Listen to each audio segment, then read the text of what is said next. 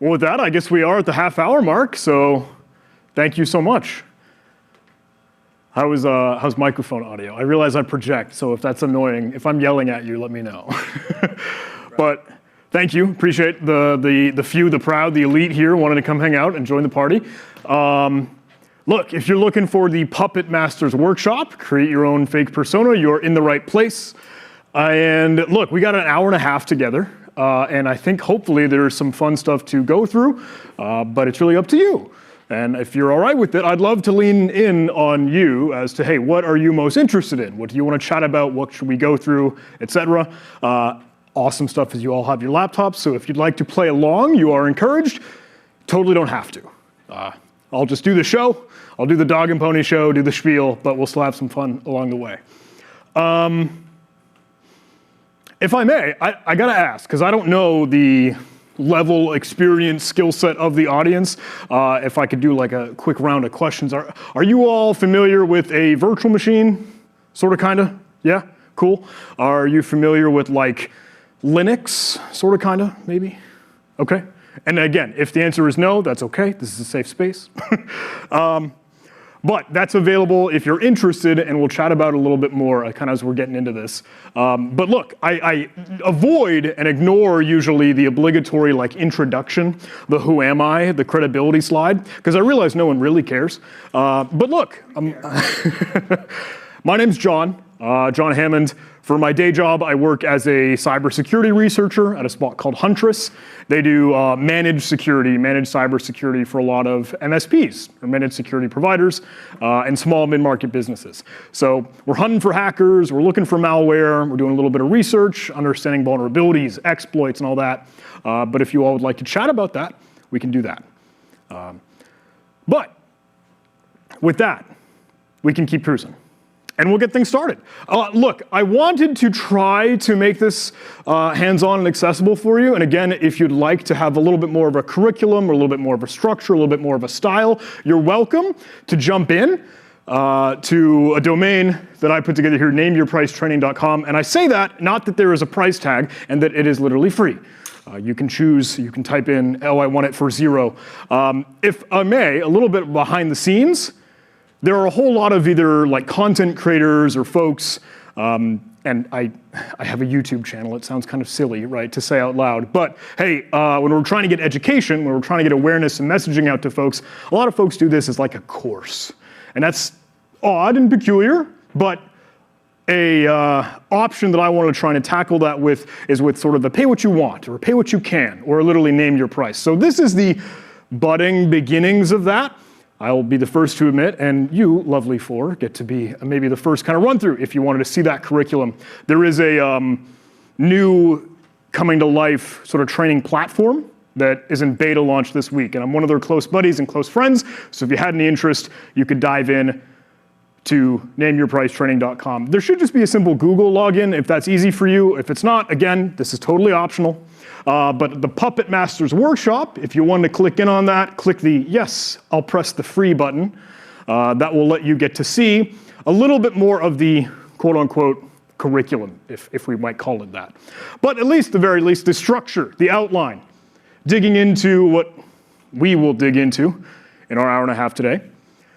And with that, we could keep cruising. I'll note, look, hey, that gives you the outline, that gives you the sort of navigation on the side as to what you might want to go explore for either what I'm screaming and shouting about with the slides, or you could move at your own pace. Hey, if there's something that you are more interested in, or you're curious what that is, you can go pick and poke and play.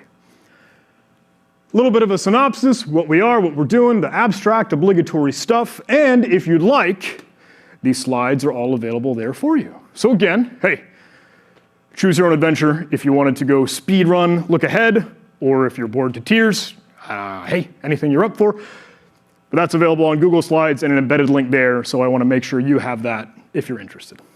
And I got to admit, hey, we'll be digging into a lot of stuff that is optional for you to play with right now, but I did want to arm you with things that you can play with and explore and experiment with. So I realize, oh, for the sake of a workshop, we still want you to be hands-on and digging in, having some fun.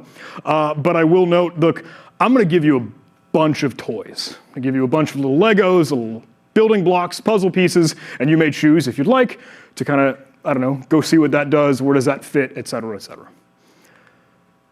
It gives you a virtual machine just as well. So if you wanted a safe environment or a sandbox, a completely throwaway enclave where you can, hey, still have internet access and a quick and easy cloud in the browser solution, you can do that. But I'll be the first to admit it is in Kali Linux, which is more of those, hey, distribution or operating systems for a bunch of the hackers, a bunch of the penetration testers, red teamers, security folks. They didn't have a Windows workstation in time. But again, optional. If you want to do this on your host, you can, but if you want a throwaway environment for your own safety, that's an option for you. Obligatory disclaimer. Hey, it's a lot of fun when we get to chat about, faking a person. And we'll use some tools that might streamline a little bit of that process. One of the cool, fun things is, hey, yeah, that silly hot topic buzzword AI could play a pretty part in that. So take note that that is completely putting something into the black box and we don't know what happens and then it just spits out something else at the other end. That could be good, that could be bad, that could be weird. So if there's anything that's just a little bit unsettling or, I don't know, just doesn't feel right in the stomach, just wanted to acknowledge that's AI, for better or for worse, right? And I'll admit, hey, you're coming to a workshop that says, you want to learn how to fake an identity? Do you want to learn how to, I don't know, maybe put together that sock puppet account? I'll chat about, I hope we do this for the right reasons, right? For the ethical sake, don't mean to be emboldening, emblazing, and talking about threat actors, adversaries, bad people, to celebrate them or encourage what they do. No, I just want you to know what is out there. And if you get to do this, if you get to put your hacker hat on or act as the adversary, you do it for the right reasons. No intention of ill will or misuse. With that, obligatory disclaimer out of the way, I'd love to think about, before we dive in, because I would like to get you in the mix, but the core of it isn't super duper complicated, and I'd love to get your feedback kind of as we're going through this. If you think there's a part of the process we can improve on or something we could tweak, before we do that, kind of let's add the backdrop. Why would you want a fake persona, a fake identity, an online account, or a sock puppet account?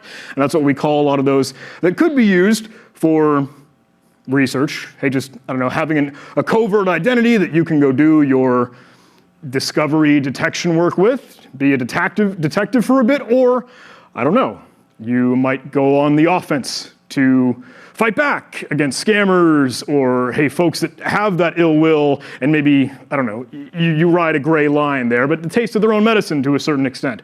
So let me ask, why would you ever want to do that? We talk a lot about open source intelligence. We've got some wizards here at this event.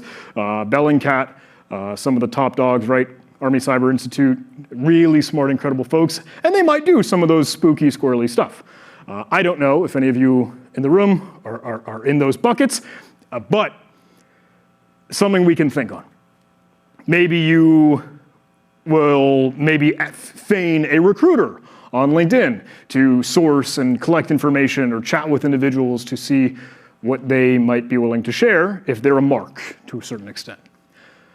Maybe other social media, Telegram, I know we're chatting a lot about, or at least you will hear alongside some of the other Bellingcat folks, WhatsApp or Instagram or Snapchat, that list can go on and on and on. Or maybe you are one of those hackers. Hey, maybe you are a professional hacker. Again, doing this for the right reasons. Red teaming assessment, trying to find security gaps, social engineering vectors, and weaknesses so that they can be fixed, so that we can improve them and better our security. But maybe to do that, you'll try to break into a building, but you're carrying pizza boxes to, hey, have someone hold the door open for you. Or you walk in with a ladder, and you are lying. You have this deception, this deceit, trying to play the part, trying to see how much you can get far along in with your deception. Or, I think one of the really cool tidbits of this is that, look, if you're trying to understand how threat actors, adversaries, hackers, bad people do this, well then you'll really be thinking about how could you take your own identity away from it. because you don't want your sock puppet or your fake identity to have any ties back to you. That's the whole point, right? So you can kind of get some interesting stuff to learn about how you might protect your own privacy and identity and just general security stuff. Does that kind of make sense?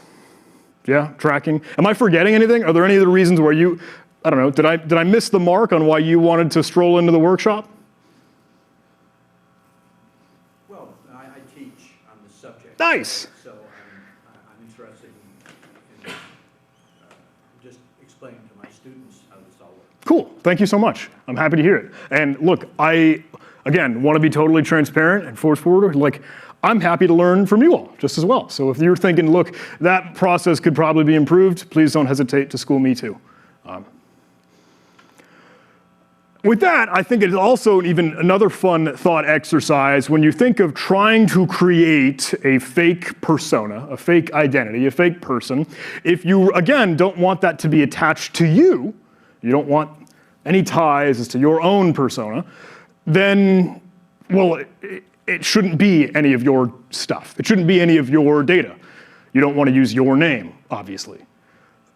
And you probably don't want that to tie to your home address, right? You probably don't want your phone number in there, or when you were born, et cetera, et cetera. So it's kind of fun to think about all of the pieces of data, or the segments of information that make up you and who you are. And it's pretty easy to think about, oh, sure, name, date of birth, social security number, blah, blah, blah. But there are things that we might forget about that could come up in conversation. And this could be as dumb or as stupid or as small and insignificant as we might think, like, what's your favorite color? But if you don't have an answer for your fake sock puppet person and you just say yours, you wonder about that. Can you build out the entire profile, the whole history, where you live, where you used to live, the friends that you used to have, your family and what their families were? All those different things to try to pull back on. Maybe your credit score, maybe credit cards that you used to have but no longer do. And you can talk about, oh sure, driver's license, passports, other things that represent an identity, and we'll chat about those if we try to piece them together. But I hope it's a little bit of a fun thought experiment for you, is to like, hang on, what is my current self, maybe even past and future, and how can I put that away and come up with something entirely new for a whole fake person? Kind of, maybe, getting the gears turning? Okay. So, hey, was anyone able or willing to get into the name your price silly showcase here? Yeah. Cool. How's that feel? How does that look? No complaints? Sweet. I'm looking for a button that says go, start course. So you're not over at any of these pages quite yet, or? No, I'm on the one that has Puppet Masters at the top. Oh, bummer. But maybe everyone else has figured this out besides me. Buy option? Yeah. Yeah.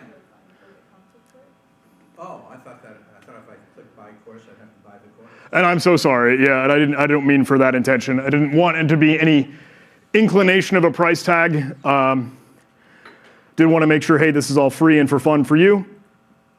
But hopefully either the start course or resume course will let you in to poke and explore and do whatever you'd like at your own pace. So I need to sign in with, I can sign an email address. Yep. But again, if you don't want to, don't have to. Wanted to just make those as an option available for you. So, look, I think the gist of our sock puppet account is just their presence online, on the internet. I don't know, and you, again, I asked you to think about your use case, maybe even think about your intention. What do you want to do? Are you just going to message weirdos on LinkedIn?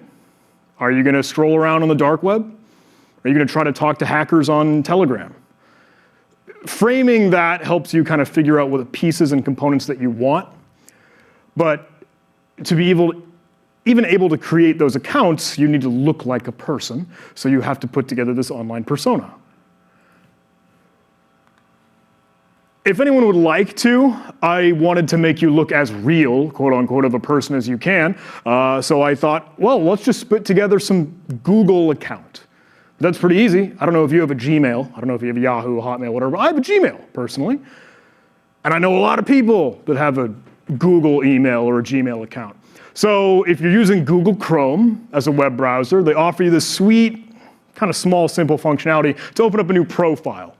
And maybe you use this for yourself, whether, you have your personal account, you have your work account, and those that you can switch in and out of for different profiles. If you wanted to, you could create a new profile with just something temporary, because maybe you don't know the name yet of your character, your persona, your sock puppet. Choose whatever color you want, and that is an option. Hey, something fun for you to do. Because that will lay the groundwork for now how we might come up with our fake person.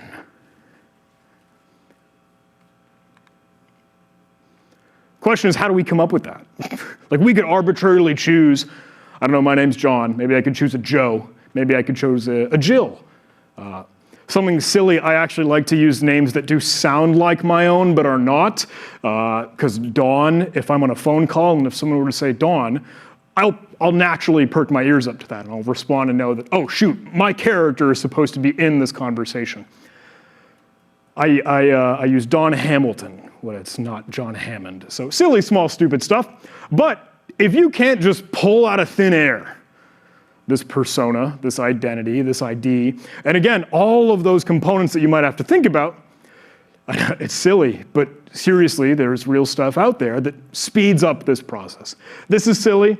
fakenamegenerator.com. If you go visit that website, and if you refresh the page a couple times, or if even you click the button, it'll just spit out this persona. And maybe it doesn't have all the breadcrumbs, maybe it doesn't have all the puzzle pieces for pieces of data that we might like, but it still kind of covers a lot of the basics. Hey, you've got Brad here. He's over in Palm Springs, California. He's got a social security number, so the last couple 4 digits redacted. We could fill that in if we wanted to have that data on hand. But again, this is fake. This is for your usage, quote unquote, for your research, for your investigation. Maybe some geo coordinates, maybe a phone number, their country code. If you wanted to drill down, you could even change the gender if you wanted to, hey, generate something new, their name, the country, et cetera, et cetera. But if you keep scrolling down and, hey, we could just do this, you know? Let me go to fakenamegenerator.com. And again, every time I refresh the page, if I just hit F5 on my keyboard, we'll get a new person or persona. We can keep scrolling down and see some of the fun stuff that they showcase. And here's an email address for us. Here's a birthday. Here's their age. Maybe they're a little bit older than we'd like. We can just run the generator again.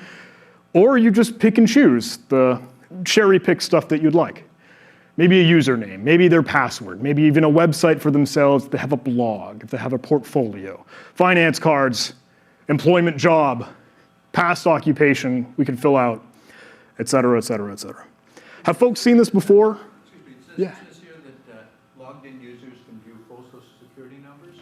I think if you had an account for this website, Fake Name Generator, then you would be able to choose and see, yeah, maybe a fully generated SSN. But it would be a fake one. Correct, yeah. Have folks seen this before? Is this, okay. What do you think? Cutesy? Something to start with? Has anyone gotten their name in mind? Will anyone be Glenda? Cool.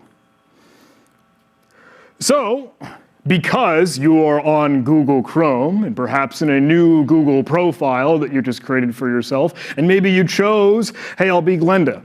Hey, I'll be Joe. Hey, I'll be Brandon. If you wanted to create a new Google account, there's nothing stopping you. And this isn't something that's going to sound off alarm bells or get Google tweaking out. Someone's making an account. It happens all the time, right? No one knows your intent might be research or open source intelligence. So if you wanted to, maybe you sign up, you sign in, you create a new account for your use. And I don't think I need to drag you through this, right? You've made an account for online services before. But why not? Is anyone's name Alan? All right, we're in the clear, cool. Let's say I choose Alan Baker. There's first name, last name, and I'll choose an email address. This is kind of hard to do. Sometimes you might struggle to find exactly what is not already in use. I got lucky with Alan Baker 775. I don't know, just random numbers at the end. I did want to include my name in the email address though, because I think that's normal. That's what a normal person would do, right? We're trying to look like as real as we can. I don't know if you happen to have an email with your name in it, or if you're like, hey, soccer, hockey, football. It could be anything. But that's an option. And with that, you are laying the foundation. You've got a cutesy little account that could then be able to build out for anything that you'd like. But we get to a small stumbling block. What about our password? Look, you can make whatever you want. But let me add a disclaimer. If you are a normal human being, you probably already have a ton of passwords.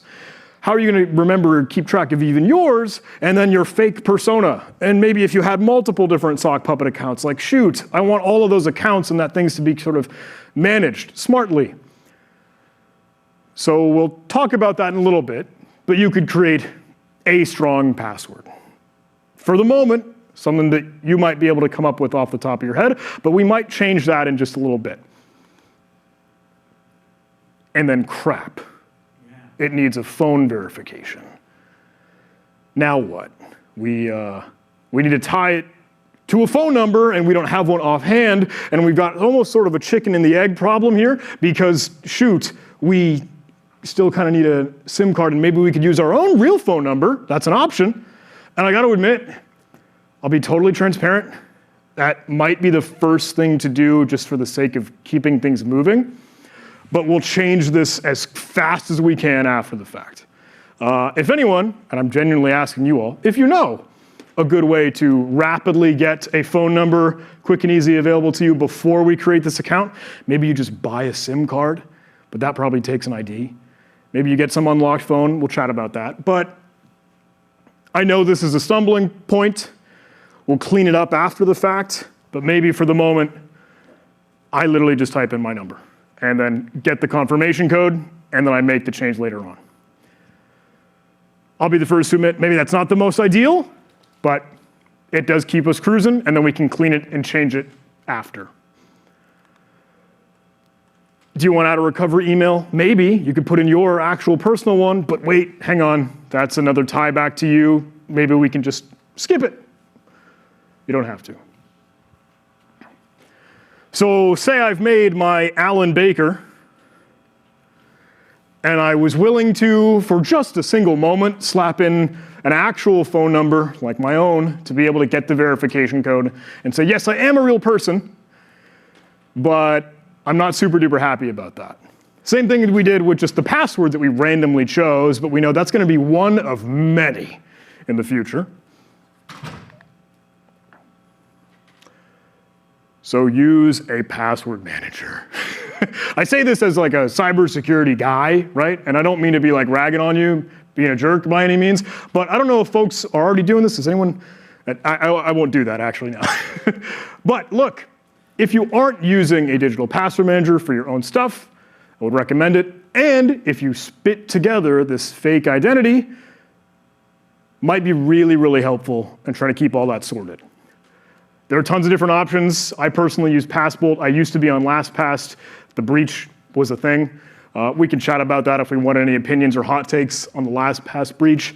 I will be the first to admit, Bitwarden is a really easy option because they have a nice little Chrome browser extension, and you can now use your Google account that you just created for your Alan Baker, your fake account equivalent. And now that you've got that account set up, you can validate your email. How's it going? How does Google has an in-house password manager that they offer you to use? How does that figure into this? In Google Chrome itself, in the browser. I'll be the first to admit, I get a little bit spooked and sketched out about those, primarily due to like info stealer malware. And when you have a lot of stuff cached or saved, or hey, remember me in the browser for like session cookies and histories and even credentials, a lot of times that comes from, hey, a machine key or something internal to the host, your computer that you're using to encrypt those. But if that's all on disk from your browser, that's stuff that the info stealer malware, like a raccoon stealer or Vidar stealer, et cetera, it's a big long list, could just decrypt and then pull out. So maybe my security hot take, and forgive me for getting on a soapbox, but I tend to avoid the browser-based password managers personally. Keeper is actually a partner of mine, but Bitwarden I wanted to suggest and offer because it is pretty readily available, and again, you could get it completely for free. My girlfriend still uses Bitwarden. We both moved off of LastPass after that incident, but I switched to Passbolt and she is on Bitwarden. And again, Google Chrome browser makes this super duper easy because you add the extension, and for your Alan Baker, for your fake, for your persona, for your sock puppet in that profile that you've just created, you can just slap it in. If you pin it to the side there, let me see, do I have that? I don't. I have Penelope. Oh, I do have Alan Baker. Excellent. I don't know if I have extensions right here.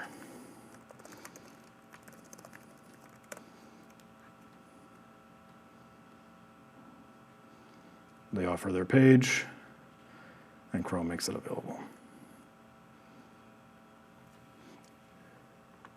Now let me say again, these are all options, but I think that would be pretty handy. That'll split up to just a side that you can pin in the extensions, and then if you wanted to either sign up, create an account, and you can do it all through that little block. And use your fake new persona, your sock puppet email address. My Alan Baker 775 just a bit ago.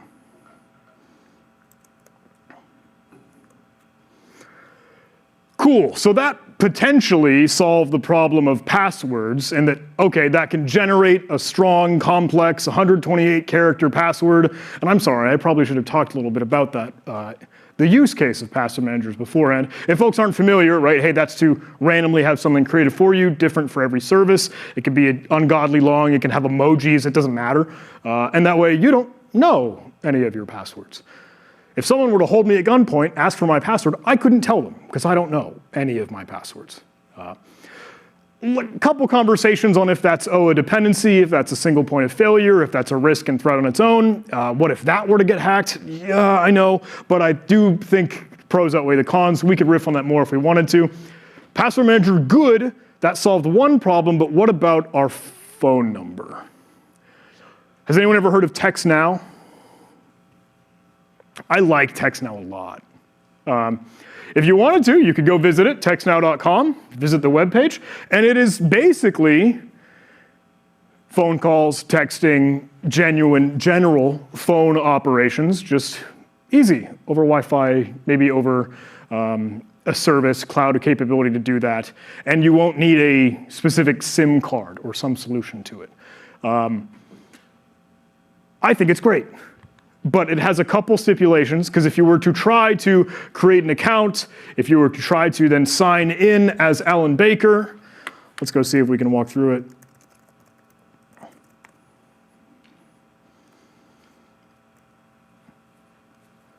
Can I download it? Maybe create an account?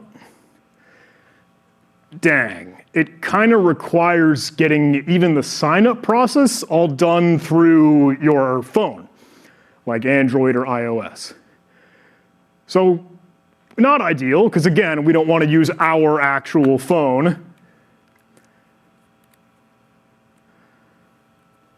If you really wanted to, if you're willing to spend some coin, if this is a hobby, passion project that expanded further, you could find a pretty cheap unlocked phone. I own like 4 of these. I don't get a chance to dig into them all that often, but again, hey, if you just use your Wi-Fi, and again, we'll talk about some more of the protections on that later, but that way you'll at least have an Android operating system. You can go download and install that. You could use that if you'd like. TextNow is available for free, but there's, I think, a $5 a month thing if you wanted to get some more of the specific, constant, legitimate verification codes, which again sort of limits our capability. So maybe this isn't ideal, but it's one thing in the back of our mind, something else in our back pocket. Are folks familiar with Google Voice? Yeah, okay, cool. Now we get much more constant head nods. This is an option. It's not the best, but it would help. Especially now that we have our sock puppet account, our identity, our persona created as a Google user, as a Google account, we could just hop on over to Google Voice and start it up. We could choose whatever number we want in the location where we were going to put our person. I don't know, Palm Springs, California was the option that we saw from random name generator, fake name generator. And we could choose a number. But then we have to link it to our actual phone number. Again, kind of an issue. Not ideal, but an option. Maybe if you grab that text now number, you could do that through this, and that could give you some options. That takes a little bit of a coin, that takes some money. If you're willing and up for it though, that would work well, because you just have a number. And at the very least, again, if you just enter this for the verification, you would be able to get it spun up. I don't think I actually can because I've used Google Voice so frequently. If I were to go as my Alan Baker account, say I'm in Austin, Texas. Let me choose a good number here. I'll need to verify my phone number. All right, none of you guys text me. Don't call me at random days. But yeah, I've already set that up. If I were acting as myself, voice.google, I'd need to sign in personally. I have a couple slides that can showcase that. It's really nice though, because just in your browser, you've got, hey, dial, whatever. And you all, you were nodding. You all know you've seen this just as well. Text Now lets you do the same thing. It also lets you do it on the phone if you want the physical one. But with that, you've got your fake character, your persona, your identity. You've got a password manager to deal with a lot of the accounts that you might use. And now you've got a phone number. So you could make calls if you wanted to. Has anyone ever gotten those like spammy tech support emails, something in their inbox that says, hey, your Norton LifeLock subscription is expiring. Thanks for renewing. You've already paid $10,000. If you need any concerns, questions, call us at our support line, 18857 whatever. Yeah. Those are tech support scams. I don't know if anyone on YouTube watching like Jim Browning, Scammer Payback, some of that community. They like to do scam baiting. It's kind of that operation where they'll call those tech support numbers knowing, totally aware that it's a scam, and just waste their time. And just try to, hey, maybe even bait them to get them to connect to your computer so that they could try to get back at them. And some reverse connection magic, et cetera, which we could talk about if we'd like. But this, even already, what maybe you have built out thus far, gives you that capability to go make calls. Call some of those scammers or do some operations, do some investigations. But now we could do a little bit more. I think this part is a lot of fun, and I'm excited about it. But first, let me check in with you all. How are you doing? Are you bored to tears? No, it's good. Okay. Is this too easy, too fundamental, too advanced, too far? Am I talking too fast? Am I moving too fast? That's okay. Okay. Crickets mean good. But all this phone number stuff can also be simplified, right? By just getting a burner phone and a SIM card. Right. Yeah. If you're willing to, hey, track down those and put that money into it, that would be ideal. I realize maybe for a hobbyist or maybe someone super curious and interested could try to go this route. And I realize I know there's gaps, so please, if you know any process improvements, it's something that I'm still wanting to figure out and make sense of. But it's a very weird premise, right? Hey, act as a fake person on the internet. How important is having a phone number going to be to some of the things that are going to be I've been following along. Yeah. I haven't done this phone thing. Not. It won't be important. It's not something that you necessarily have to do right now. If you want to try this at home, quote unquote, or you kind of explore a little bit more, again, having that way to verify a new account, because if people will want to send an SMS message or make a phone call, that's helpful. But we don't need to fall down the rabbit hole today. These are when we get into some fun stuff, though, if I may. Because I don't know if you remember way back when, for our fake name generator, if I scroll all the way back, goodness gracious, fake name generator gave us Brad or Alan or Joe or Dawn, but he's just a silhouette. Even Glenda, we just had a shadow picture, not an actual human being, not a profile picture that we could use if we wanted that Instagram account or that LinkedIn profile. So where do we get our profile picture? Are we just going to take a picture of our kid or our brother or our sister or a selfie? That's probably not a good idea. Where should we go? Artificial intelligence. Do you think, is this a believable picture for Alan Baker? Sure, it looks like him. Yeah. How about Glenda? Does anything look off? Does anything look not real? I think it's pretty believable. Maybe that example. What about these? Left or right? Which is real? Which is fake? Is the left fake? Because her ears look wrongly sized. Yeah, they're both fake. A trick, no. Has anyone ever seen thispersondoesnotexist.com? Yeah, okay. I think this is hysterical. And please, please, please, please, I encourage you to go to This Person Does Not Exist. And this is where we get to the weird stuff of whatever artificial intelligence just happens to generate. Which looks weird in some cases, that's my disclaimer. But every time that you refresh the page, you get a new person who does not exist and is not real. But this is all put together by GAN, I think a generative adversarial network. I might be getting that algorithm wrong. They explain it a little bit if you wanted to read a little bit more of the info or about portions of the web page. But it's cool, sure, we're using technology, we're using artificial intelligence to just, again, spit together a person, but I don't know if it's always really convincing. Can anyone see anything odd about this one that I just happened to F5 refresh all the way to? I don't know about you, but her glasses look a little bit weird. What on earth is on her head? Yeah, is that a hat? It's supposed to be, right? Also, the background's super funky. Yep, background's getting weird. It's in the bottom percentile of quality. Yeah. If you wanted to.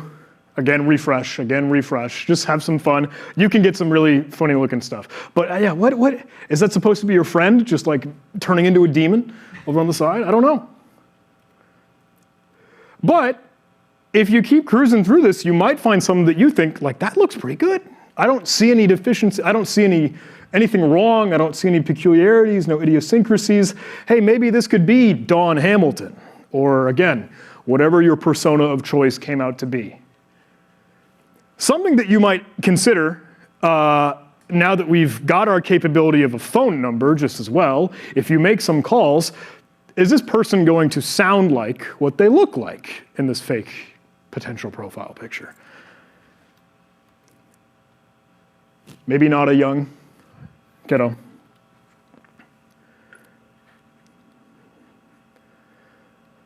But I think This Person Does Not Exist is kind of neat, and that is totally using some more of the artificial intelligence in action. That wasn't a ChatGPT, that wasn't strictly, a DALL-E AI, a GitHub Copilot or anything. A lot of the DALL-E ones or Midjourney or Midsummer or whatever the heck those are called now, I think they look a little too cartoony. I don't know if folks have seen them, but they look drawn. They look like an animated thing. I do like to think that this oddball one works okay sometimes. But how could you tell it's AI? and we started to do that a little bit, just you and I kind of bantering here. There are a lot of really cool articles, and there are a lot of cool, kind of research and some folks digging into this and thinking about it. But you probably saw a trend. You probably saw a little bit of a formula in a lot of that. And that, look, their eyes were just about always dead center into the camera. At least kind of positioned in like the absolute center of the image, most oftentimes just as well. And then in some cases, we might have seen their hair, if it's long hair, sort of blur in and out of the background, like absorbed into the abyss. Maybe their glasses. Maybe the bottom frame just like morphed into their skin, which is weird. That's AI, right? The warps, especially, kind of as you were alluding to, the backgrounds, maybe we got to see some weird looking colors or shapes, and it distorted the image in a way. Again, those could be the mistakes, those could be the gimmicks. We could look for the ones that look really good, but those are the things that might help us identify. I think it's really fun because if you like keep refreshing and you keep staring at this person does not exist, eventually you'll start to see them in the wild. If you're on Twitter or if you're on LinkedIn and you just notice that profile picture is from that website. That's totally randomly generated. And there's a fun game with this.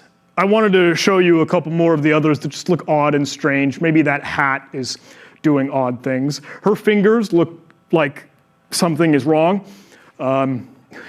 Maybe for better or for worse, right again. Warping in the background, some distortion in the bottom corner here. Stuff that you can kind of pick out if you look for it, or if you know to look for it. The thing is, I don't know if we would have had a different conversation if I didn't tell you up front, that's artificial intelligence. Maybe at a glance, you might not have noticed, and that would have just been a person. Show up as thumbnails. You know? Yeah. There's some warp. The earrings are also a really cool giveaway. And I know you were mentioning it just a bit earlier. Her ears look odd. When they wear earrings and one is completely different than the other, that's always a fun one. Has anyone heard of whichfaceisreal.com? This is a gimmick. This is cheesy, but I think is fun, if I may, for your education. It is literally, this person does not exist, versus real pictures of people. And you can kind of choose, hey, which do you think is real? Who is the AI-generated individual, and who is the real individual? Anyone have a guess, left or right? Right is real. I agree. I see the warp on like just above his ear on the left. Yeah! So this is cheesy, but if you're interested, if you ever want to pass the time, if you're having some fun here in the workshop, it's really cool to at least train your eye for what is artificial intelligence generated, which might be a fake, which might be a sock puppet, which might be something that we could use, but maybe some others do just as well. And it's a fun talk track, I hope. Yeah. Now, if you weren't already in disbelief, this rabbit hole goes further.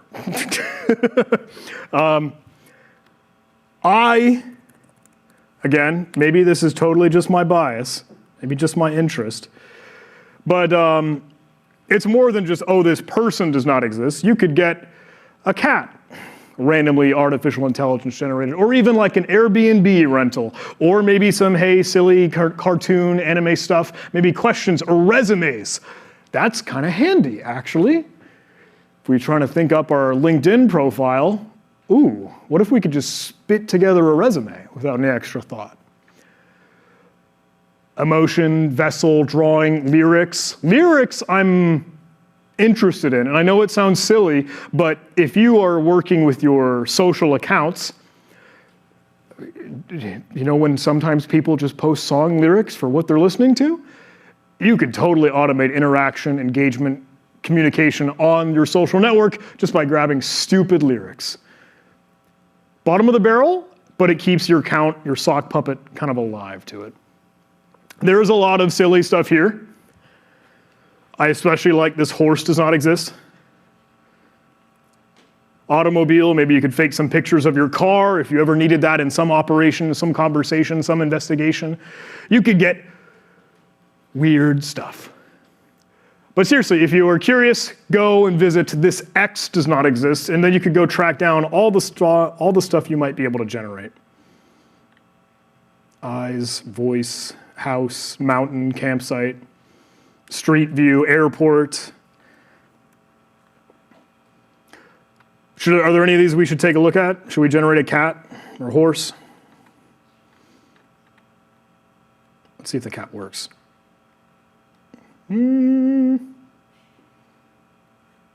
Dislike. Resume might be fun, though. Fake Elon Musk.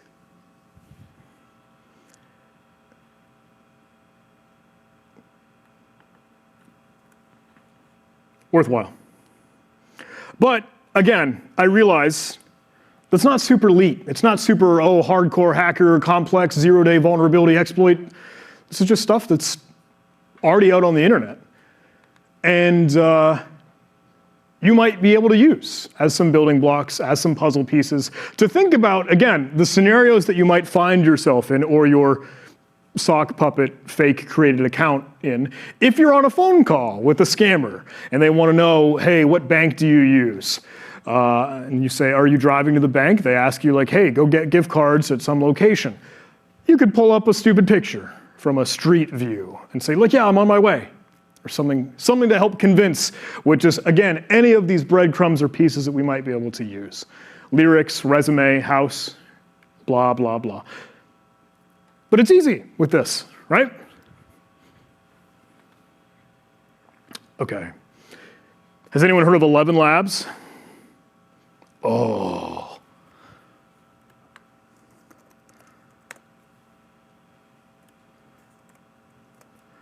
11 Labs has kind of been a cool, hot new kid on the block to use, again, more of those artificial intelligence, AI, hot suite tech, to turn that into voice, to turn that into sound, to turn that into audio. And when you get into the conversations of like deep fakes and impersonation and some more of those threats that are genuine, real threats, right? 11 Labs is this quick and easy one that often comes up as the example to try to generate a voice. I might be able to show you that in action. Let's see. The interesting thing is, it gives you a couple different options as to how you go about this. You could just use text-to-speech, where you type out literally what I want this person to say, and you get to choose what they sound like, their gender, maybe their heritage, maybe their cultural, etc. And you could toggle that, manipulate it, change a couple things. Or you could even supply samples of audio for their spoken speech or for a real person for it to emulate and sound like them. It varies in its efficiency and its accuracy. Your mileage may vary, right? Let's do an example. I don't know how loud this will be, so forgive me if I try to pull it up. I was on 11 Labs. Is it this account? Yeah.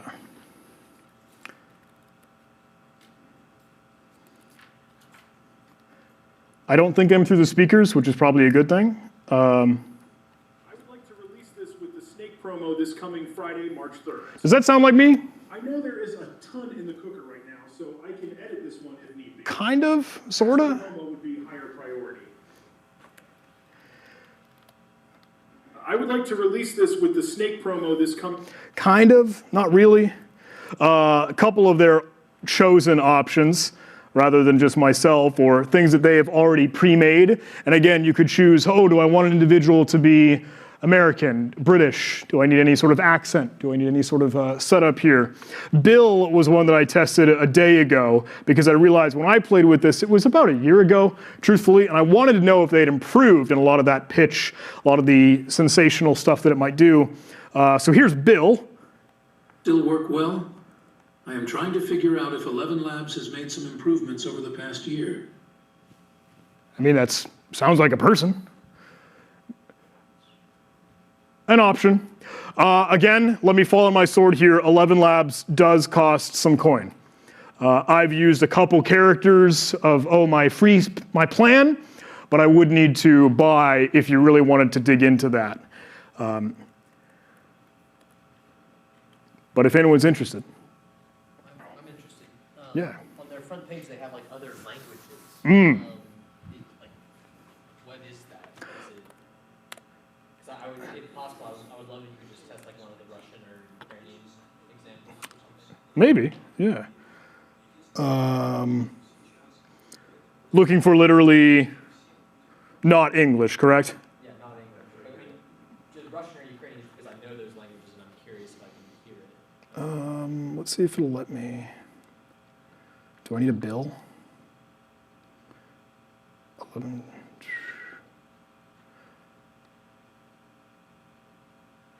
English is V1, multilingual is the other. What the heck? Am I blind? I'm sorry, I'm tiptoe tap dancing. The homepage actually offers free samples. Oh, do they have a couple? You can pick languages, I think Russian was one. Yeah, just on there, yeah. Russian or Ukrainian, yeah, Russian. Okay, this Вы is должны просто показывать, где была улыбка. shot in the dark. I have no idea what they said. Doesn't sound right. No, not quite, but it's sound, I mean, it's Ish. I don't know. Again, if this wasn't already in your worldview, if you weren't aware, this is one of the things, I think an easy example and conversation starter when folks start to dig into a lot of those potential, phone call scams, or hey, someone trying to say, hey, I'm sorry, reaching out for your grandmother because your grandchild is stuck in a rut, or there's some money situation and they're in danger, whatever urgency, whatever voicemail, whatever phone call might be able to be faked just as easily with this. Again, I make YouTube videos. So there's thousands of examples of my own audio, my own persona that could be out and sampled super duper easily. And I don't know. I get worried to a certain extent, and especially from the cybersecurity background, the deep fake threat, if we try to encapsulate it just like that, is something that I am a bit spooked by. I'll be the first to admit. Would that be particularly useful in situations where your voice is your password? Right. Yeah. And then retain the same recording and use that all the time. True enough. I'll be the first to admit I don't think I've seen that in action, but I have no doubt there are some stories of, hey, using that. Oh yeah, Verizon, Schwab. Verizon just as well. True. USAA, others, I've had to use a word or phrase or voice password that you say. Taking that further, though, I realized that 11 Labs, what we got to play with in just a moment, was static. And that, you had to ahead of time, supply and give it the text that you wanted. Well, if you're doing a real operation, some real investigation, some real whatever, you kind of need that on the fly. You need to sound like someone else as you're talking. So, I don't know, you chat about some audio, you chat about some radio frequency amplification, all that words, nerd conversations. Has anyone heard of voice mod? This is cheesy, again, but again, I'm on that trend, showcasing a lot of these here for you. That was voicemod.net. This comes from, hey, maybe the folks in that gaming scene, video games. Hey, live streamers, content creators, again, putting up a little microphone and headset where they want to sound like something or someone else. And it's sometimes a stupid, robot sound like I'm through the radio, but you could adjust your pitch, your tone, your sound bites. If folks were familiar with Scammer Payback or Pierogi or some of those other online content creators, they do that very, very similarly and use some other opportunities for a voice changer. But this is a very, very easy, off-the-shelf, play-for-free utility to do that. I don't think I have it set up on this laptop, because I would love to demo that for you, at least just off the cuff. I don't know if that'll pop up. No. You need to have it work through you with the virtual device for your computer to set up another audio tone. But if you get into it, you have a boatload of options as to, hey, what silly, stupid thing do you want to sound like? And those are some fun templates to be able to poke and play with. But you could manipulate the bass, the treble, the middle section of that audio waveform, whether or not it's intelligible or not, the pitch, the volume, all those things to sort of find a voice that might match your character. When I used Don Hamilton, calling scammers, trying to see what tech supports we could go take advantage and figure out, I normally use like a lower pitched voice that I just take my own. It still sounds like me, still sounds like a human, but just a little bit deeper with a little bit more space, a little bit more airy, sounds like a phone call. A lot of interesting things you could do, and that way you, quote unquote, hide your voice. How are we doing on time? Got a half hour? How are you feeling? Are you okay? Is this kind of cutesy? Is this kind of fun? Is this kind of weird? Okay. Now we get into probably the more juicy questions, and I'm gonna say straight up, I don't have a good answer. But if you'll want to say, how do I create a fake passport? How do I make that fake driver's license? How do I get something to really seal the deal? This is a fake persona. Sketchy stuff. I will say, I don't know. Because I'm not a cyber criminal threat actor. I try not to do that. But for folks that have been tracking, there was a recent article, kind of a news report, hey, some headlines that were out and about by some of the reporters and journalists, and are folks familiar with 404 Media? They're kind of a new cool kid on the block. But they had written an article, and they were trying to do some of that fun, hey, hacker stuff in the scene. They had found this underground website, hey, this resource online on the internet where neural networks or artificial intelligence could just churn out fake IDs. And they had tracked it down, they got access to it, they were able to make a couple different documents, and then they used it to bypass the identity verification check for some cryptocurrency exchange. I don't know, I wish I could read between the lines there as to what exactly they're digging into. I don't know if it's Binance, I don't know if it's something. However, I do think of Jumio, or Umio, some of the other identity verification check companies that we know, oftentimes. Massive implications for crime and cybersecurity, and that's what it looked like. Hey, there was their example that they were able to spit out. If you wanted to dig out the article, oh, sorry. Was that a real license that No. they got from California with fake information, or is the whole thing fake? The whole thing faked. This image is what they had obtained from the website. This is the article. It's on, again, 404media.co. I don't think I gave you a link, and I should have, I'm sorry. But if you were curious, it's one that's behind a bit of a paywall, so you can only read a couple paragraphs. They note only fake was the name of this, where they were able to build out these driver's licenses, whatever information they might supply, et cetera, et cetera. Now, I realized talking about that, because they noted, hey, it's been taken down, and these things sort of prop up and then die, and they get taken down and prop up back up again. But if you really wanted to, I don't know, push the envelope, see that weird stuff, one that I know of is, I think, the scam bait community, right? They dig into and they run with some weird, sketchy folks. They gave me this link for one that I think they said a lot of their Russia hackers do. And that was weird, and I don't know, and I can't make a lot of sense of that. But scamlab.cc is a website, and we can go to it. Not super sketched. Thank you, Cloudflare. Odd-looking banner or splash as you kind of log in, but clicking on this brings you to this.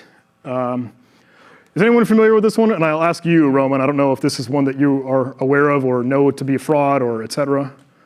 The specific website? Yeah, scanlab.cc. Gotcha. So it might be like some of the things might work, some might not. Right. Yeah. But I never tested it.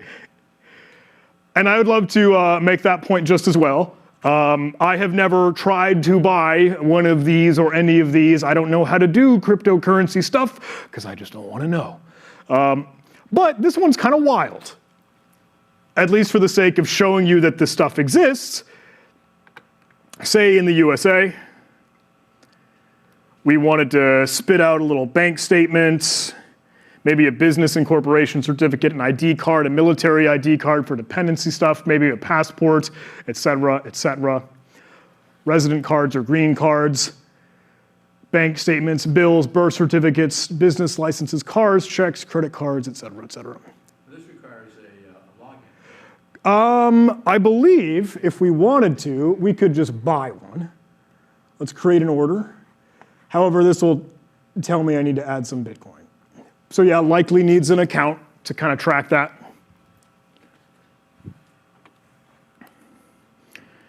And I wanted to scroll through this because, again, I hope the messaging and awareness that this stuff exists, whether or not it's real, whether or not it's legitimate, it is a thing.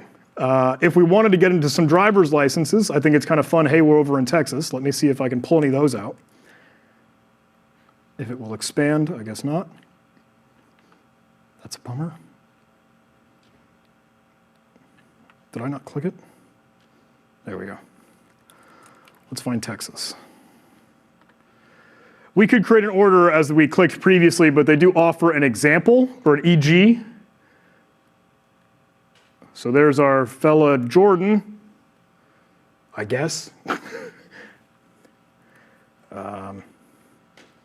Another potential option over at Oregon, maybe get the back of it.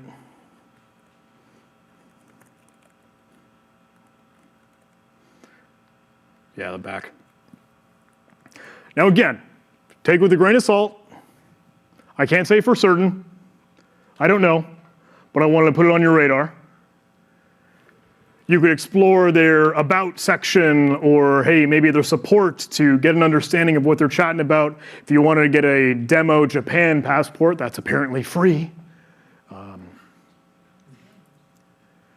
And they say, hey, I was messaging someone on Telegram that said they were you, and I don't know if they were you or not. And they say, well, here's my support over on Telegram, ScanLab. I don't know, maybe with our sock puppet, we send them a DM, right? If we create our fake Telegram account, what's to stop us from striking up a conversation? And if we have time, I'd love to tell you some fun stories on that. But that's ScamLab, and as much as I'll give you for the sketchy stuff section, because I don't know, truth be told. I avoid that, but with that, we've got some time. And I can ramble and riff a little bit, but I think what we'll do for a lot of the hands-on stuff is probably already closed up. How's it going? I had a question. Yeah. So you did show us that ID generator. The whole point was that it's generating the image of an ID, right? Because otherwise it has no benefit over that fake information generator that you showed us at the very beginning. Right. I think, Is that correct? I believe so. I think even they state in a lot of their support, do they do physical? Oh, if I can type digital, yeah. Do you do hard copies? Only digital. Was that your question? Yeah. But the idea is that even a quickly generated image of an identification still has a lot of value. I would think so, yeah. Hey, you send that to someone that you're communicating with across the internet, even if it's something like, hey, here's a fake credit card. Yeah. Is that considered harder to do from just an image generation than the faces, for example? I don't think so. I guess it depends on your Photoshop skills. Yeah. I don't know all the ins and outs. Maybe, getting the hard copy thing would be cool, but then you get into weird hardcore crime circuits, right? So, I don't know. I don't think I have a better answer. I'm sorry. So. Sweet. So I will, if I may, just chat a little bit more about a couple of the breadcrumbs that might be helpful for you if you go home and you play with this and you explore. I come from the sense of, oh, maybe that scam bait persona of, hey, we want to go beat up a lot of those potential tech support stuff or things that we might see for different threats or cybercrime or dark web stuff going on. But I tried to allude to it at the beginning. It is worthwhile to do this all from a virtual machine, especially if you let the adversary connect into your computer. Virtual machines, if folks aren't familiar, it's like another computer living inside of your computer. Free opportunities to do this with VirtualBox or libvirt if you get super duper nerdy. VMware, some options. VirtualBox should be free, and that's accessible for you. I gotta be honest, I'm gonna speed run here. This is gonna be a crash course on just things that might be useful or worthwhile for you. Ninite is hysterical. Ninite.com will bundle up a boatload of different software and programs and applications that you might naturally install on your computer into one installer. Yeah. So if you're trying to make a fake computer, again for the sake of a honeypot, again for the sake of a trap, a lure, a sandbox, in that virtual machine that you just slap together a Windows install, just boatload Spotify, Windows Movie Maker. It doesn't matter. Anything to make it look like this person really uses the computer makes you look like you're a real person. I like Ninite. I tried to post on like Twitter and LinkedIn when I selected every single option and just my desktop completely filled up. It made for a pretty funny picture. But under what circumstances would you be wanting to invite someone into your computer to see that you're a real person? And again, that's inside of the virtual environment, so hopefully you are playing safe in that. Oftentimes it's to really bait the scammer or the adversary.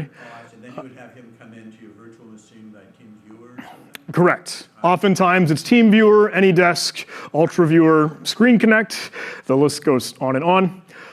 So for a lot of those that are wanting to play hardball, hey, could we do some vulnerabilities to maybe get back at that? Could we do some social engineering if we send a request to them at the same time they send a request to us?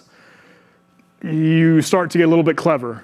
And you certainly reach a gray area of cybercrime vigilantism. But, Sorry. yeah, no. But how trustworthy is virtualbox.org? Are they recording your IP address? Very good question. I would think every web server, every internet device will see and log, hey, your connectivity, your action to open the web page. Just Apache, Nginx nerd software that will see the connection. That will capture and see the IP address. Whether or not they do anything with that, I guess I don't know. I can't say for certain. And if we wanted to chat and talk about some proxies or VPNs, we'll totally dig into that. Could I set up my own Gmail in a virtual box? And then when I get something I think might be damaging spam or something, open it up in there and see what happens? Absolutely. And that would leave my own computer safe. Yes. Within reason to a certain extent. I'll add my obligatory disclaimer, right? But that is sort of the suggestion, the recommendation. Do just about everything inside of a virtual machine. I've got a Windows 10 instance. I've got Tails. We'll chat about in a moment. Unix just as well. More frequently, I'm in VMware Workstation. But yes, the hope is that, hey, you can put together all this stuff for potential open source intelligence, scam bait activity, and you'll create a couple virtual machines to have that safe enclave. Better than at the very least your host computer. I don't know if that answered your question. The only question is whether anything bad can fraud a virtual machine into my real computer. It is technically possible, but ungodly rare. It is feasible. We have seen VM escapes, is what a lot of nerds and geeks like to say. And I thought I saw Roman nodding his head. I don't know if that was for us or for whatever he's working on. But yes, historically, years past, there have been vulnerabilities or weaknesses in a lot of those hypervisors, like a VirtualBox or VMware. But we've tried to lock those doors and windows so that doesn't happen more.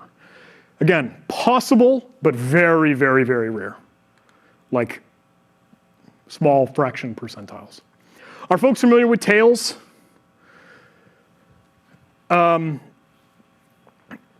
If you're driving down the Linux world as a whole other opportunity for using your computer and your operating system, Tails is meant to be one way that you have a lot more privacy or anonymity, and that you boot into your computer strictly through a removable USB drive. So that I could say, hey, I don't want anything on my hard drive, I just want it on this. So you wouldn't be able to get any of the data because you plug it out, you pull it in, you do whatever you need to as you need to. And that might be a good option if you want that amnesia, so that, hey, everything is gone once you've turned off your computer. You set it from a reset factory state. That might get into the, paranoia, conspiracy theory, whatever you want for your own risk and threat model, but that is an option.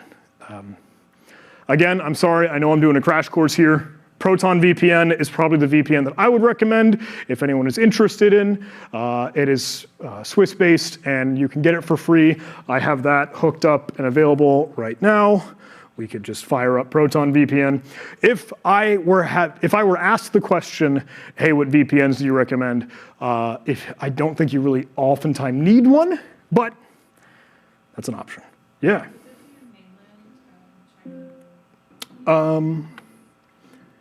It may. Got it pulled up here. What are we looking for? Mainland China, like a city in there. Because usually, like, some of the more mainline VPNs are not to Hong Kong and just Taiwan. Yeah. You get the same access to those sites as having Chongqing or something. There was Hong Kong. Right. Was there? Like for Chongqing or Beijing or somewhere inside of it. Otherwise, it doesn't let you use certain sites. I don't know the answer off the top of my head, truth be told.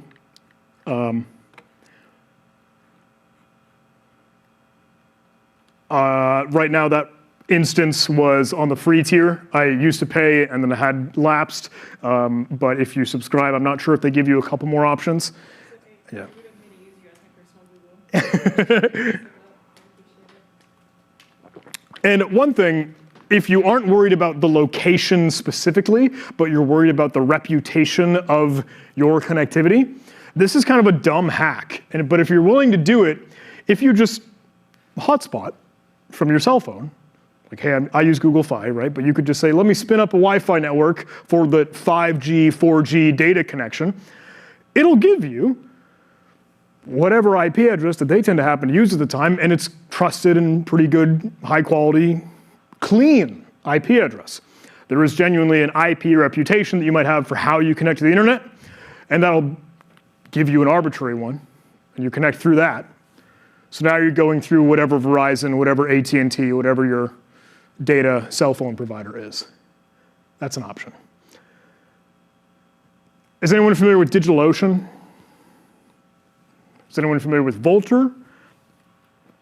If you need to spin up a computer like a virtual machine, but way out in the open internet, I like to use Vultr because it has support for the Windows machines.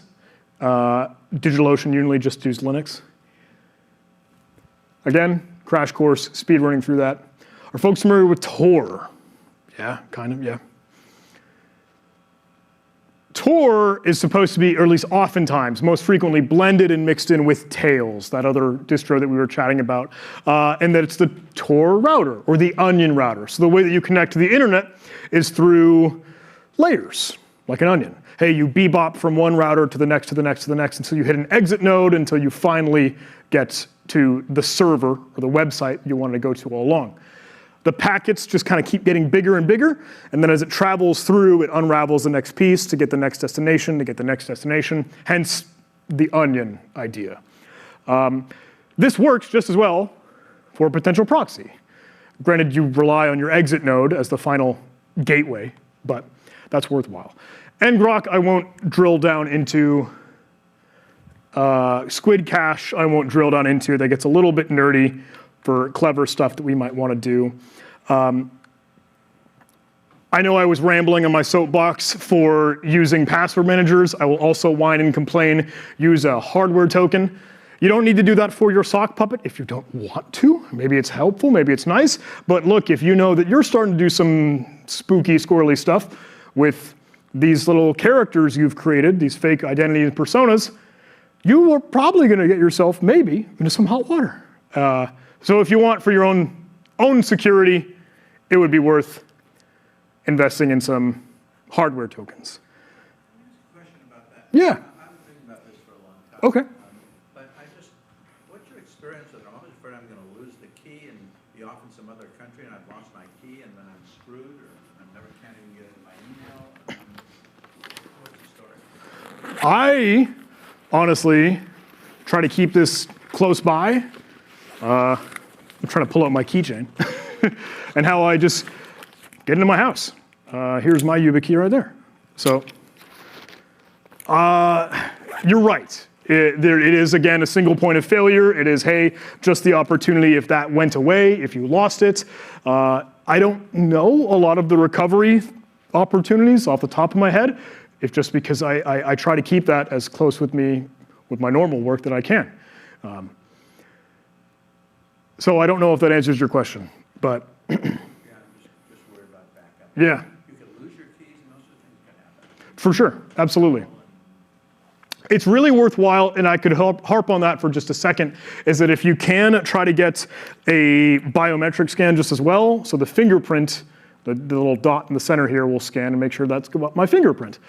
If you talk nerdy about authentication and how you log in, they want to get 3 different pedestals for authentication. What you know, what is traditionally your password, what you have, which would be your 2-factor authentication like your phone, I can pull that out, and then ultimately the third of the trio, what you are, like your fingerprint, your iris scan. So if you can get those all together, that's good, the best that we can so far for authentication. So I would drive on that, if I could. Oh, goodness. Okay, we're getting to time. Some other ideas for you, and let me speed run and steamroll. Now that you've built out that sock puppet account, talk about what we could actually do with it. Social media is probably the vector that you were intending. WhatsApp, Telegram, Snapchat, Reddit, etc. Problem is if you create those accounts, how does the service, how does that social media network know that you're a real person or you're a bot? Because look, that email's weird. You don't have any activity and you're using it strictly to look at other things. You need to be engaged. You need to interact. You need to be present and active on that website or that social media service. Now you could do that manually, but also if you wanted to, maybe you take a book out of the hey cheesy influencer content creator crap and just automate like your marketing department does. Like, hey, a company wanting to get out some of that social presence. Folks might be familiar with Postfitty.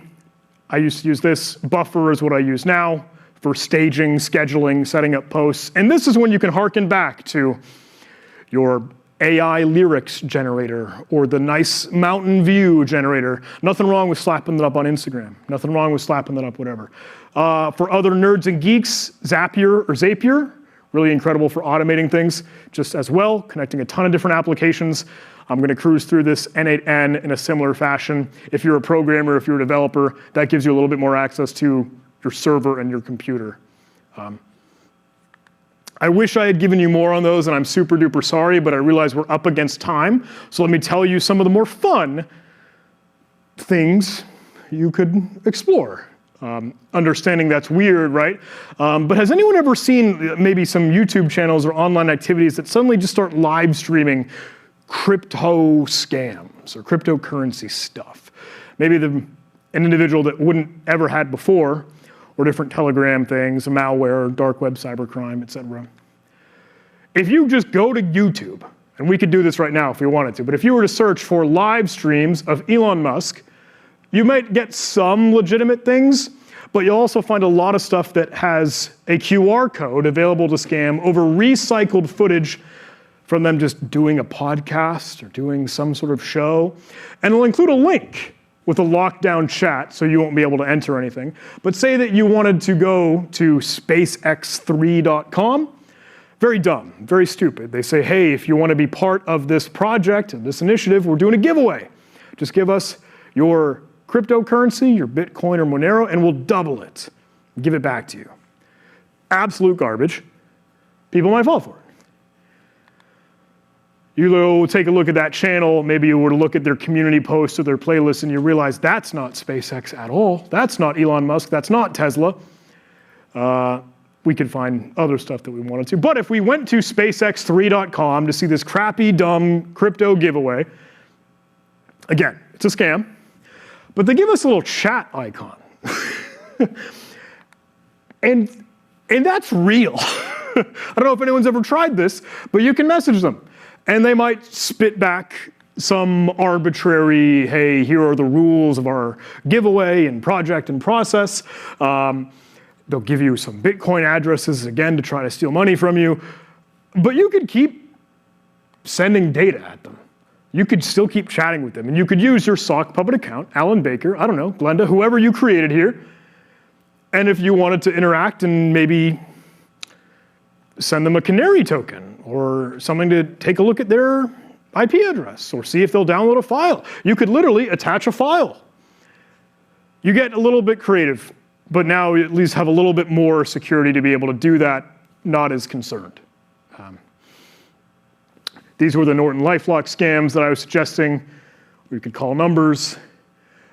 These are a lot of dark web cybercrime forums. Very well known, oftentimes have a ClearNet rendition, XSS.is, breach forums, exploit.in. If we want to drill down into that, we can. Teletracker is a cool open source utility to be able to use Telegram API tokens to automate interaction within the channel. And with that, I'm sorry, I know we're cutting up to the end and I've been rambling, but I again seriously wanted to give you a ton of Legos, a ton of different toys, a lot of different puzzle pieces. If there's anything interesting and you wanted to chat more of. With that, I'd be happy to give you some time to see like, hey, if you were willing to fill out some feedback, let me know if that was good, let me know if that was awful, or we can do some Q&A. We can do some AMA. I am all yours. But On Postify, can you tell it to just post a bunch of stuff, and it'll just post a bunch of stuff? You don't have to give it. I mean, you can leave it completely unattended. Let it post once a day, and it kind of just find random stuff to put on. Probably not that flexible. Postfidi or Postfidi alone, I don't have a Postfidi one readily available. Buffer I have a good idea for, because that's what I use naturally. Last week before, yeah. So say I scheduled content and I wanted to stage it on different platforms, whether it's X, whether it's LinkedIn, whether it's Instagram. I can view the post. But you would need to supply that data. So I think to your point of, hey, can I put it on autopilot? Not quite. If you wanted to get clever with some of the other automation tools like Zapier or N8N, you could build out the workflows that say, every single day, post a new random haiku. And it could do that. But you'd need to at least set up the workflows. That would be a fun project, though. Try to seed a little bit more of info for it to be able to think on its own and give it more to it. We have some fun stories, but I don't think we have time for that. Telegram communications and doxing when I forget to use a sock puppet account. Would love to tell those stories, but I do want to be totally cognizant of your time. And if, hey, you'd like to chat a little bit more, you can track me down on the old internet. Yeah. Are there common signs for sock puppets that you recognize? Like, for example, I was watching State of the Union, and I noticed that all the comments were negative, right? Most of the comments had a 4-number backside on the YouTube username. Yeah. Right? And so I was like, well, that's a little odd, because humans usually, like, do the bad thing of putting their birth date or their birth year as per their username, and none of these were birth years. Went on a different YouTube showing State of the Union, and then went on a different one, right, the counter State of the Union, and all of them had the same problem of a lot of YouTube users with the 4 numbers afterwards. are there any signs that you would suggest looking for, or I guess for cheap bots versus expensive bots that you're making, right? Like how much effort the farm puts in? Yeah. The cheap bots can be those, as you mentioned. YouTube accounts that have just user hyphen random 4 digits at the end are ones that Google hasn't figured out like their name for their account yet. And that'll just display like that templated default, just as you mentioned, 4 digits. And those could be real and genuine and just doesn't have a name associated with it, or it could be, as you mentioned, totally mass-created bots and spam. I wish I had a better indicator on that, because you could just leave it without a profile picture and it's the letter, etc. If you are able to, and if you're willing, although it's harder to do at scale, try to dig down into the profile or attributes of that user. Hey, did they join yesterday? Is it a new account? Do they have a location set, or do they have any little bit more breadcrumbs to give? If they have some of their content or videos or stuff on that channel, that could help, but I realize that varies and is a little subjective. Yeah, I guess that's the game that we play though, right? I'm sorry.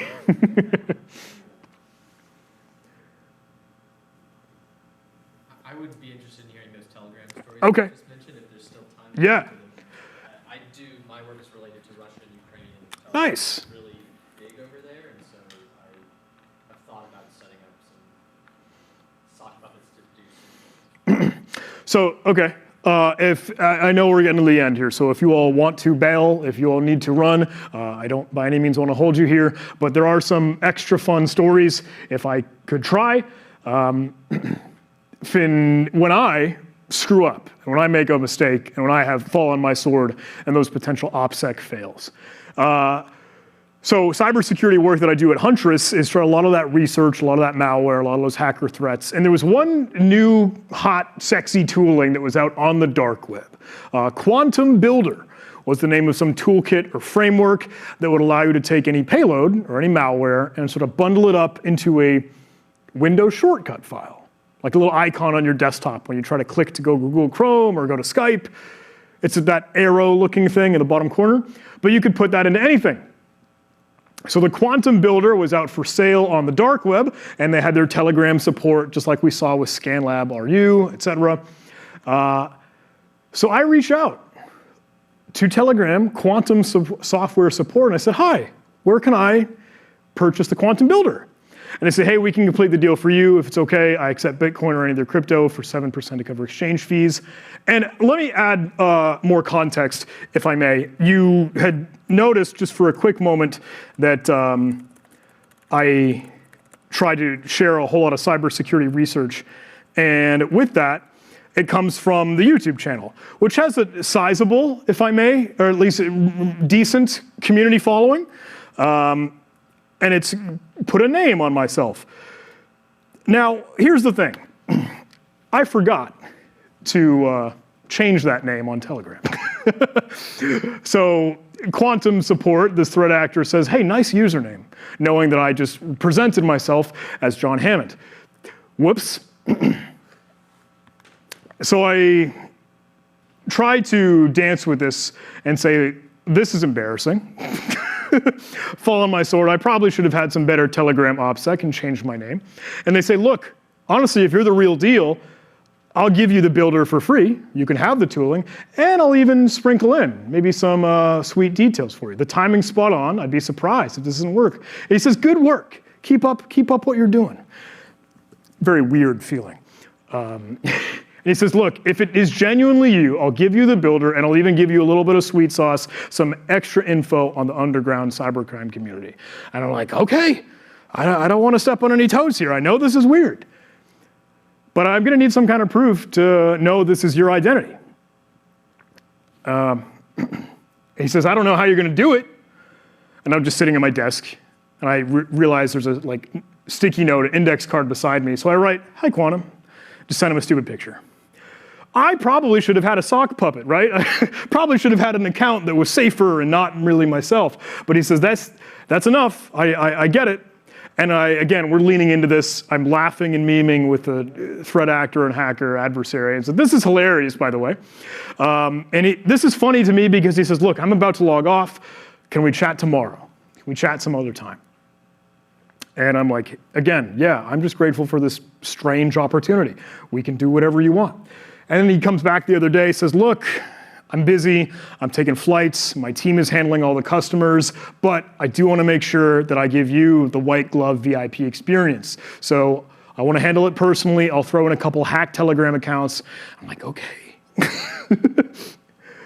And then September 25th, he gives me this RDP credentials to a random IP address with the username and password, tells me there's some info.txt if I want to dig into it. And this is weird now, if it weren't already. But curiosity kind of gets the better of me, and I have to remote desktop into this, and I go see. And it is literally the quantum builder that I had downloaded and pulled back for my own machine to do research. And I don't know how well you can see it, but there are a couple Telegram icons on the desktop for different accounts and login profiles that he had created that I don't know if they were stolen or hijacked or one way or another, but they were just littered with heinous, awful, not safe for work, vulgar communities. And that's that. Very weird story that I just anecdotally like to share because I look like an idiot, which is usually at least some self-deprecating fun. And it gets to a point where, like, look, they're people. The adversaries, hackers are people. And they kind of want to show off their product, show off their baby, their passion. And they also want to make it a business. Like, look, I want to give you that white glove VIP experience because, I don't know, you mean a little bit in the community. So that is one. And another notion, while I keep touching the hot stove, trying to get content and education out and about that, I managed to piss off a couple people. I'm here on Tor, right? So this is the Onion browser, this is the dark web crap, this is the stuff that might have different leaks here. And I, at some point, made a video chatting about a lot of the Telegram groups, like Jacuzzi was one of those, so this might get to some profanity, forgive me. But coming from YouTube, I don't know how well you can see it. This forum is apparently being monitored by some stupid YouTuber. And they get a little bit angry. And they say, that individual, we're going to dox him. They also dig into my sponsor, which is a bummer because their CEO was a little bit in the heat. But thankfully, they got mostly everything wrong, except my name. But these are all the points where I would love to drive the point home if I hadn't already. That is why we should probably use a sock puppet account, so we don't make those mistakes. And it's a very weird balancing act when you want to get the education and awareness out in a free and open source way. But doing that stuff has weird implications. Yeah. Sorry, I realize I speed ran through those stories. Cool. All right, well, hey, thank you, everybody. I'm going to shut up. I know we're past time. And I will let you all enjoy, but if you had not, please do fill out that feedback form. It would be really, really lovely to get your thoughts. I know there are only 4 of us here, but look, it was very sweet to spend some time with you all. I'm sorry, where's the form? If you were tracking in that Name Your Price training here, the very last section should be able to bring you down to feedback, and then you can write about, hey, that John guy was stupid. But thank you so much. I hope this was a lot of fun. I'm coming from California, so it was quite a trip to join you all, and really, really thankful for Connections for letting me join the party.